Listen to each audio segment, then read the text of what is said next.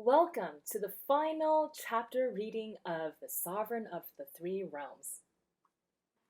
Chapter 2375.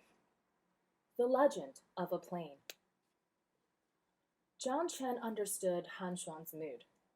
She was a foreigner, an outsider, and those coming were supposed to be family. She might be rejected, ostracized, or cold-shouldered. Don't worry, I'm here. My parents or wives are all very friendly. I also have a younger brother and sister. You'll meet them all soon. Jiang Chen clasped her hand tightly and comforted her in a soft voice. There were no traces of her usual bravado now. Like a kitten, Han Shuang curled up in her husband's embrace, her heart pounding fiercely. They're here. Jiang Chen smiled and patted her back. On tenterhooks, Han Shuang watched a group approach them from the distance. Huang Er and Dan Fei immediately took note of the unfamiliar woman, and a pair of stunning, enchanting women was the first thing that Han Shuang saw. Whether in terms of bearing or appearance, both Huang Er and Dan Fei were simply too extraordinary. Han Shuang felt her own femininity wither, far inferior in comparison. The two women paused when they saw the stranger, but immediately smiled at each other in understanding. Brother Chen, you finally returned. Who is this big sister? It was actually Jiang Chen who found himself blushing. He soldiered on bravely. This is Han Shuang, my wife in the Taiyuan Plain. The title of wife brought a sweet smile to Han Shuang's face. She looked nervously at the two. Hello. Huang Er smiled faintly. Sister Han Shuang, it looks like Brother Chen's caused you no end of trouble in the Taiyuan Plain. Thank you for taking care of him. The group laughed loudly, slowly dissipating the awkwardness. Back in Valerian Palace, Jiang Chen gave a full recounting of his adventures in the Taiyuan Plain. His tales enthralled his audience, painting wondrous scenes of fantasy and stunning images of danger. The revelation of their young lord's past life and having a celestial emperor for a father further staggered them. These matters were outside the realm of comprehension for Divine Abyss. In fact, they wouldn't have believed it if it hadn't been for Jiang Chen relating everything himself. Jiang Fen was surprisingly accepting of everything. Chenner, you're my son no matter what. It's very gratifying to share a son with a celestial emperor. This is a piece of good fortune that the heavens have bestowed onto me. I'm not so fortunate that ascending to celestial emperor myself is written in the stars, but I'm lucky enough to be the father of a celestial emperor. Ha ha! Xu Men wasn't jealous either. This was still her son, born of her flesh and blood. This was something that neither the past nor the present could alter. Brother, look at all the crazy stuff you've lived through in the past 2,000 years. It's all so exciting, exclaimed his envious sister. When will I get to leave the continent and see the outside world? She was a god now, and her imagination long since flown out of the confines of Divine Abyss. She, too, wanted to stretch her legs. Brother, Zhang You also asked, can Qingxuan and I go for a spin in the outside world? Of course. When I refine a greater world and absorb Divine Abyss into the Four True Spirits plane, that will also mean that I've absorbed many minor worlds and other territories into my realm. The world will be quite exciting then, and you'll be able to experience the greater universe through a variety of ways. Xu Qingxuan and Jiang You were both highly excited by the prospect. A thought suddenly struck Han Shuang. You should pay a visit to my home then. There are a lot of beautiful legends there. All right, we must visit sister-in-laws then. As a celestial emperor in waiting, no one batted an eye that Jiang Chen had multiple wives. All of these women had gone through life and death with him. Whether it be Danfei, Huang or Han Shuang, all of them shared beautiful experiences with Jiang Chen. It was thus only right and proper that they stayed by his side. At first, a certain degree of assessment filled the group's eyes when they looked at Han Shuang, but after getting to know each other, they realized that the newcomer had a forthright and generous personality. Happily accepting her as one of their own, Han Shuang also proactively tried to fit in with everyone. In this regard, the family happily coalesced into a greater whole. As for Jiang Chen's followers, their cultivation levels continued to increase thanks to numerous pointers and fortuitous opportunities from their young lord. He explicitly trusted his people on Divine Abyss, and he planned on using them to form the core of his future army. With the amaranthine clouddew tree, he was highly confident that he could raise his old followers to an utmost cultivation level. He too would create a batch of titled god kings from them, forming the ruling force of his future plane. Of course, the most important was his own children. He would pour forth all effort and knowledge into them. He had a son on Divine Abyss, sired with Huang. He devoted the same care and resolve to the child that his own father had given to him. As for his son with Han Shuang, Jiang Chen knew that his father would keep the child by his side as the future sovereign of Taiyuan Plain. The days trickled by peacefully and pleasantly within Valerian Palace. 1,000 years passed. 2,000 years passed. 3,000 years passed. When 9,000 years passed, Jiang Chen finally had a tangible breakthrough on his course of plane refinement. He successfully melded Divine Abyss into the four true spirits' greater world. And after another 1,000 years, 3 minor worlds voluntarily became part of the plane. When a total of 300,000 years had passed, the four true spirits' plane had expanded to very far reaches. There were 72 minor worlds under its jurisdiction, 300-some territories, and a myriad of mundane planes. When the count reached 600,000 years, Jiang Chen finally reached the apex of his Tao. He received the acknowledgement of the heavenly Tao, and with it, the four true spirits token. With the bestowment of the creation token, he became the legitimate celestial emperor of a plane. The enthronement of a celestial emperor, the obeisance from all cardinal directions. Supreme glory flared from the newly vested plane, stunning the vast reaches of the universe and drawing attention from many neighboring greater worlds. The rise of a new power naturally resulted in challenges. Faced with all sorts of provocation and suppression, Jiang Chen displayed ferocious strength and wildly diplomatic smarts. One could fight, and one could chat. Armed with his own power, the four sacred beasts, and the fierce gold-biter king rats, Jiang Chen defeated enemy upon enemy and made conquest upon conquest. The name of Celestial Emperor Jiang Chen echoed resoundingly through the universe. As a new faction, the momentum of his rise was finally acknowledged by the rest of the universe in the end.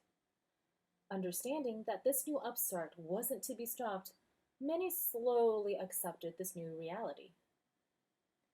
The rise of a new plane often met with all sorts of setbacks and obstacles. Sometimes, neighboring forces formed a coalition to keep the newcomer down. If the new ruler didn't possess unparalleled resolve and battle strength, they frequently meet with a premature death. Jiang Chen was plainly not of that sort.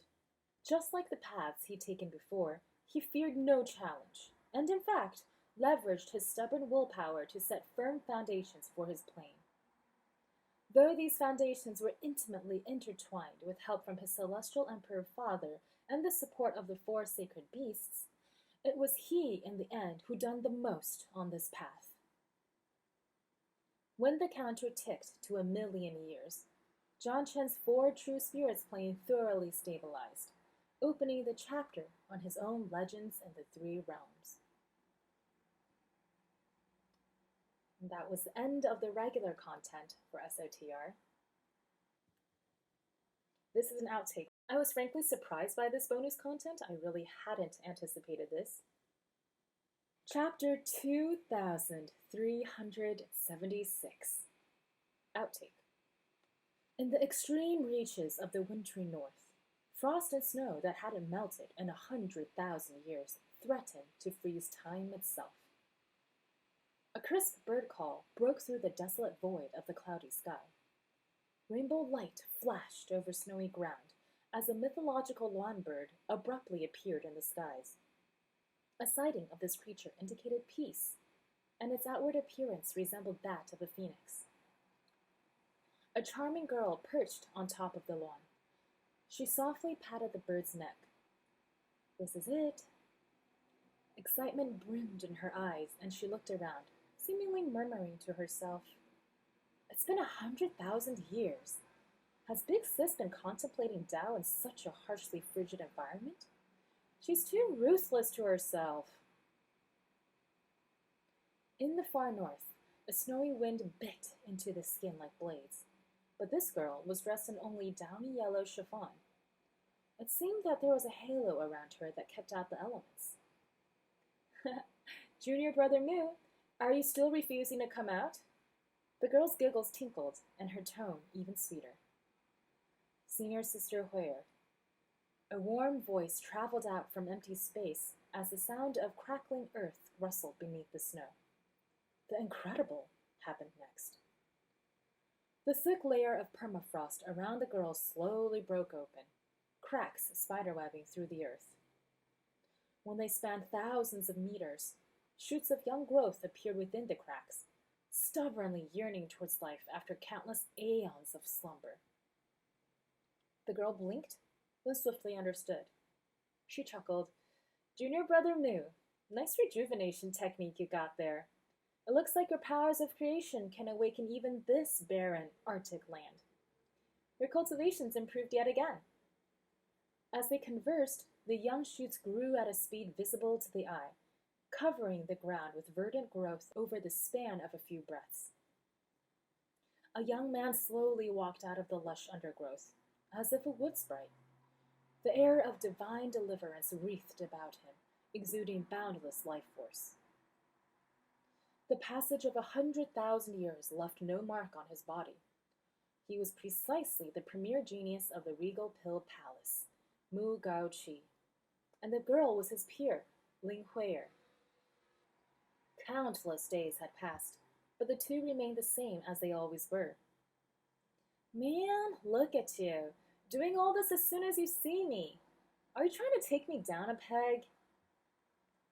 "Senior Sister Huier, this younger brother isn't putting on airs. It's just that I heard you say Senior Sister Beer's been meditating here for 100,000 years. My hands itched for a second, and I wanted to sense Senior Sister through my divine arts. But alas, I couldn't perceive her existence. It would seem that Senior Sister's cultivation level is much higher than mine." Mu Gaoqi sighed, but the joy of reconvening with old friends was written on his face rather than disappointment. Ling Huier glanced at the man and heaved a long sigh. 100,000 years. Big Sis sealed herself in for meditation, and all of you had your own business. Only I pointlessly whiled away the years. What makes you say that, Senior Sister? Being carefree and forthright, having no care in the world, that is the ultimate state that cultivators strive for. I'm foolish and have always been obsessed with pill and martial Tao. How do I, in any way, measure up to Senior Sister's natural and dashing elegance?" Mu Gaoqi had meant his response as polite pleasantry, but they actually sent Ling Huier into contemplation. No care in the world? Did she really have no cares in the world? As the conversation went on, a small blizzard kicked up and gathered strength. The new growth was swiftly covered, as was the cracked earth. All was white between heaven and earth, and the two seemed to have returned to an emptiness of snow and ice. Ling Huier tightened her clothes around her, and Mu Gaoqi frowned faintly. How were they unable to withstand this chilly air, given their cultivation levels? It seemed the very heavens were bearing down disapprovingly. What's going on? Bafflement flashed between their eyes as they looked at each other. When they looked around again, an even more mystifying event occurred. The snowy white peaks around them rose and fell, a multitude of illusions constantly shifting and morphing into incredulous sights. The past 100,000 years seemed to convert in this instant and blink through reality. Vast oceans turned into mulberry fields, which then grew into tall mountains. Towering peaks eroded into flat plains, which then materialized villages. Villages evolved into cities, which then fell into ruins, and the ruins slowly decayed into barren wasteland. 100,000 years flew by in front of their eyes. Suddenly, time stopped. The illusions dancing in front of them halted as well. Wind gusted and snow swirled again, as if it were all a dream. It was still a world of ice and frost before them. In an inconspicuous corner on a peak touching the clouds stood a proud plum blossom flower. It seemed to have just bloomed, or maybe it'd been blooming for 100,000 years, bearing witness to the loneliness of passing age and isolation of time. Ling Huier sighed softly. Big Sis still isn't willing to come out and see us in the end. She hasn't worked through the knot in her heart yet. Mu Gaoqi remained silent. He naturally knew what it was. He tilted his head back to look up into the boundless sky. The towering figure to be found somewhere in the void didn't only weigh on the Ling sisters' hearts, but was a legend in his as well. On his celestial emperor throne outside the void, Jiang Chen's eyes abruptly opened. His gaze seemed to pierce through the veil of space and rest on the plum blossom flower, blooming all by its lonesome on that high peak. A wise smile spread across his face. I fulfilled the promise of a lifetime when the plum blossom blooms. Senior Sister Beer, we've spent 100,000 years on nurturing this patch of unparalleled beauty. How do I possibly deserve this honor? With that said, he split open time and space with a casual wave and leapt into the opening. Fin, the end.